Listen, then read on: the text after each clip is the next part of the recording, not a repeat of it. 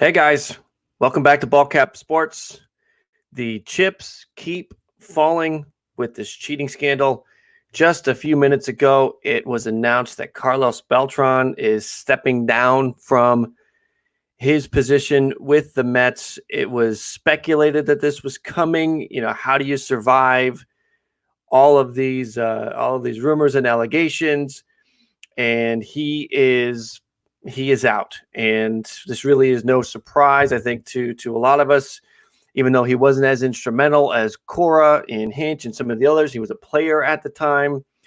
Now he has this. He's a coach with the Mets, and a lot of people were excited for him getting this role because it was a good step for him, and he's out. Let's take a look at the Mets statement.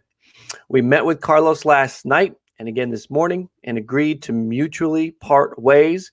This was not an easy decision. Considering the circumstances, it became clear to all parties that it was not in anyone's best interest for Carlos to move forward as manager of the New York Mets. We believe that Carlos was honest and forthcoming with us. We are confident that this will not be the final chapter in his baseball career. We remain excited about the talent on this team and are committed to reaching our goals of winning now and in the future. So that is a statement from the Mets on the departing ways with Carlos Beltran. Now, again, this is disappointing for him, of course. This is disappointing for the Mets. They were excited to go in this route, and it just isn't gonna work out. And now the talk really becomes, what do the Mets do next? What is their next move? They have a very good team. They have a team that is ready to compete. The rotation is solid with DeGrom, Syndergaard, Stroman's all right, Walker's okay, Porcello, Matz. Anytime you have DeGrom and Syndergaard at the top of your rotation, you're pretty good. And then you fill in with Stroman at 3, and then the last 2 spots come between a couple guys. Porcello, you certainly think is going to be in there. He's the new addition. The bullpen should be really good with Diaz and Lugo and Betances and Familia and Wilson and Brock and Gazelman. They've got some really good pitchers in the bullpen. And then that outfield, figure something out with Cespedes. Is he going to play? Davis was great when he came on. Nimmo, Conforto, great in the outfield. Marisnik just signed. He should be good. You got an infield that has a lot of talent, led by Alonso. And then you've got the veteran Cano. You got Rosario. You got McNeil. Davis can play the infield. They got to figure out what they're going to do with Lowry. Ramos is one of the best catchers in all of baseball. So a good team that's ready to win. They just need a leader. And that is really the big thing that comes up next. Is it Beltran's replacement? Is it his bench coach? I think that's where a lot of eyes are shifting initially, that it could be the bench coach. Hensley Mullins, he's also been brought up as a potential Red Sox skipper to take over. But this is what's really interesting about this to me, is that we've got 3 teams now that need a head coach, and they're all in position to win now. So you don't want to risk too much with the head coach, because like I said, this is a team that's ready to go. This is a team that is ready to take the next step. The Mets, the Red Sox, and Astros should all be competing for their divisions for the World Series in 2020. So this is interesting. I'm really interested to see what comes from this. Who's going to be the next manager? This is a big one. Let's take a look at the candidates and see what the deal is here. So the Mets, You got to think a lot of the guys that have been brought up for the Astros and the Red Sox jobs will also be brought up for the Mets job. And here's what we've seen so far from a variety of sources. We have seen for the Astros, they are interested in Cubs third base coach Will Venable, Dusty Baker, Jeff Bannister, John Gibbons, Raul Ibanez, Buck Showalter, and their bench coach Joe Espada. The Red Sox, names we've heard, Ron Renicky, their current bench coach, their third base coach, Carlos Feblis, I apologize if I get that wrong, Jason Varitek, Billy McMillan, their AAA coach, and then external, the Rays bench coach, Matt Quattaro, Dino Ebel, the third base coach of the Dodgers, Joe McEwing, the White Sox bench coach, Mark Kotsay, the quality control coach for the A's, Eduardo Perez, who was close to getting that Mets job before. So, hey, look at that. And Hensley Mullins, the Mets bench coach. So let's think about what are the serious candidates here. For the Astros, we'll do the Astros first. That team was just in the World Series. They, cheating scandal or not, have a lot of talented players, so they're ready to compete. I think if they're serious about this, it's not even a question. It's Buck Showalter. Go get Buck. Buck needs to be the coach of the Astros. That's it. You know, Dusty Baker, no. Dusty Baker has a terrible track record in the playoffs. Jeff Bannister just stepped away from the Royals. No, don't do it.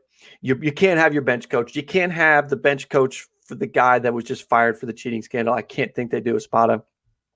Espada's got to go. I'm actually surprised that the whole coaching staff wasn't blown out. John Gibbons, nice. I don't think he's the right fit here. And Ibanez wouldn't be bad, but I think it's Buck Showalter. I think Buck Showalter has a way of stepping into a clubhouse and just changing the culture of that clubhouse. I don't know if Gibbons has that. Ibanez has not been a head coach before. So I lean Buck Showalter here. For the Red Sox, whether they go internal, whether they go external, Varitek wouldn't be a bad idea. Promoting their bench coach wouldn't be a bad idea. But again, you got these regimes that had these coaches that were ousted because of the cheating scandal. The Red Sox were being brought up. They've garnered attention for cheating. You can't have your bench coach in there. So I think Renick's got to go. So I really think it's Varitek. Maybe it's McMillan. I don't know. Again, this team is in the American League East and ready to compete. So whether it's, an internal guy, I mean, all the names that have been brought up for the Red Sox are not existing coaches. They haven't been coaches recently. You've got the third base coach for the Dodgers, the White Sox bench coach, quality control for the A's. I would like to see them with guys like Buck Showalter or John Gibbons or Dusty Baker or Jeff Bannister, because those guys have recently been head coaches. If I were to pick somebody from the list of people we've seen and the list for the Red Sox, got from MLB.com, I would like to either go Varitek if I'm going internal, and if I'm going external, Eduardo Perez. Now, Eduardo Perez might end up getting that Mets job. This is so early right now that we have not really seen a lot of names linked to the Mets just yet. Let me see. I just had Rosenthal was on it. He put out that Mets coach Luis Rojas is under consideration. So that's the first name that's out there, and that's from Ken Rosenthal about 15 minutes ago. So maybe they go internal. We'll see how that goes. I got to think anybody that was looking at that Mets job originally is in on that, and I know Eduardo Perez was one of those guys. So for the Mets, it makes sense to go Perez. If I'm putting money on anything, Astros get Showalter, Red Sox take Varitek, and the Mets take Eduardo Perez. Now, as far as the Red Sox and Mets go, that kind of flies in the face of what I said a few minutes ago, where I think these teams all need established head coaches because they're ready to compete and win right now. So, I'm kind of talking out of both sides of my mouth right now. But for fits, I think Varitek could step in nicely with the Red Sox. And again, there's no established head coach that was on this list. So if I'm picking from the list, I'm picking Veritek. And for the Mets, it's either going to be Rojas, but I don't like it. I don't like it. Bring Eduardo Perez in. Let him bring his own staff in. I believe Eduardo Perez should have been the hire in the first place. And so here we go. Eduardo Perez gets a chance. So again, we are looking at the Mets and their situation right now. Let's look at the statement again from the Mets. We met with Carlos last night and this morning, agreed it was best to mutually part ways. Not an easy decision. Considering circumstances, it became clear to all parties that it was not anyone's best interest for Carlos to move forward as manager. This cloud was going to be over his head all year long, and it's New York. All you got to do is go on a losing streak, and all of a sudden, this comes out of nowhere. The only way this would have been buried is if the Mets went out and dominated to start the season. That is the only way that this story would have gone away. You would have gone into spring training, you would have gone into the regular season, and it would have been a distraction that just wasn't going to go away. So this kind of needed to happen. It is the best move for the franchise. You feel bad because Carlos Beltran finally gets his first manager shot, and does he get another chance? I don't know. Does this hang over his head, and does it prevent him from getting any future management jobs? I don't know if it does. I tend to lean that it probably doesn't. That he may not get a coaching gig. He's probably anytime soon anyway. He may be able to secure a job as a bench coach or a third base coach or something like that. Probably not in 2020, probably in 21 or 22. He's going to have to kind of hang out for a little bit and wait for something else to open up. And again, he's going to have to work his way up from nothing. And he could do it. He could go spend a few years as a third base coach, then be a bench coach, and then get another shot somewhere to be a head coach. But for now, yeah, he's out. Let's take a look at the Mets team again.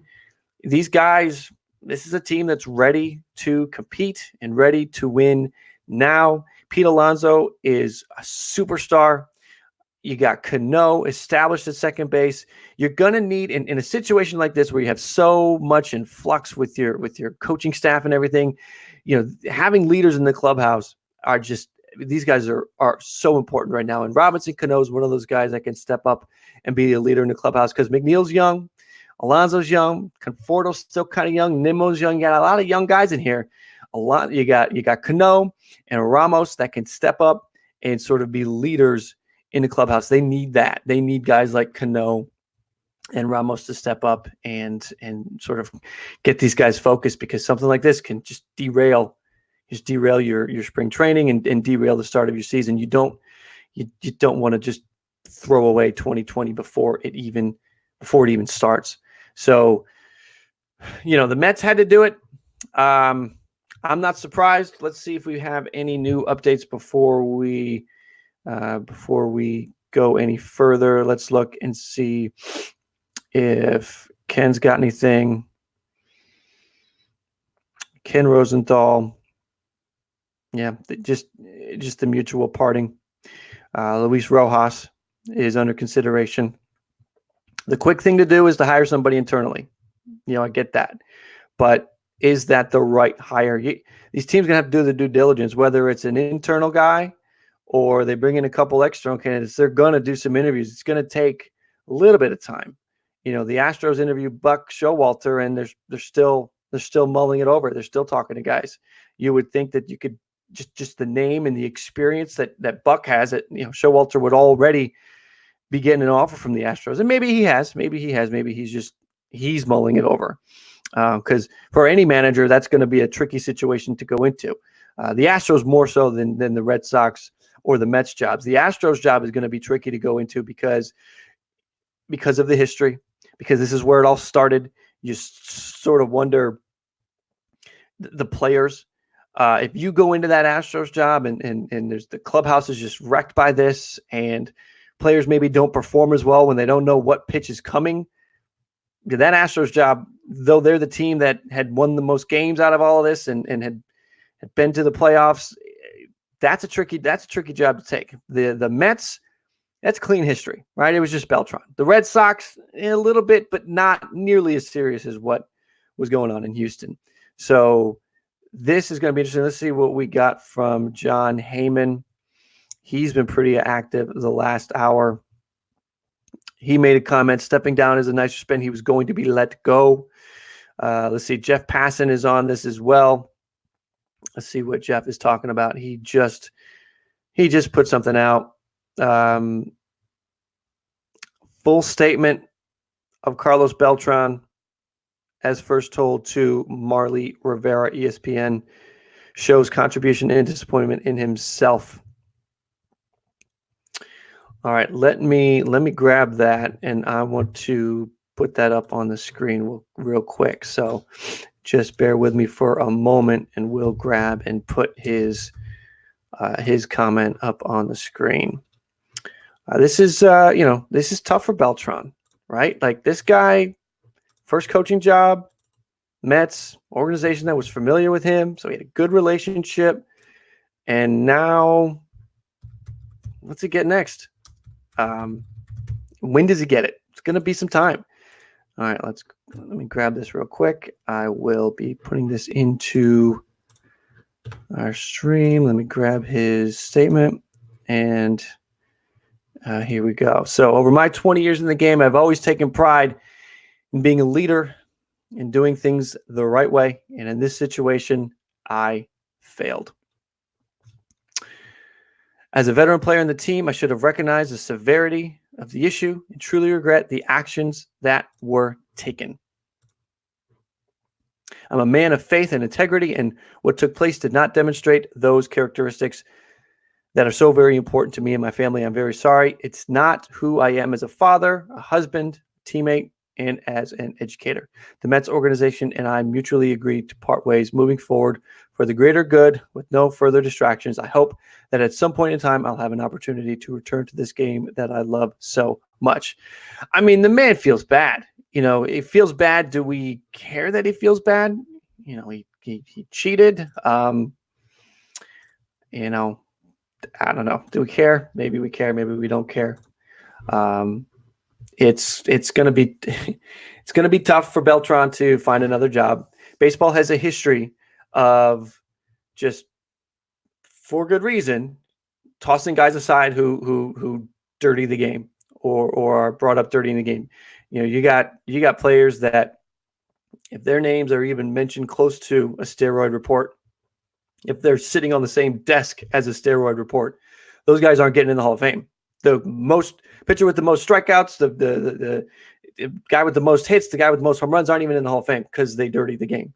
You've got these situations where if you do the game wrong, the game doesn't forgive you. And Beltran, in the eyes of many, did the game wrong with this advanced cheating scandal. I don't know. I don't know if Cora, I don't know if Hinch, I don't know if Beltran get jobs as head coaches anywhere else. Maybe they get, again, maybe they can land third base coaching gigs. I think Beltran maybe, because again, what he did was as a player.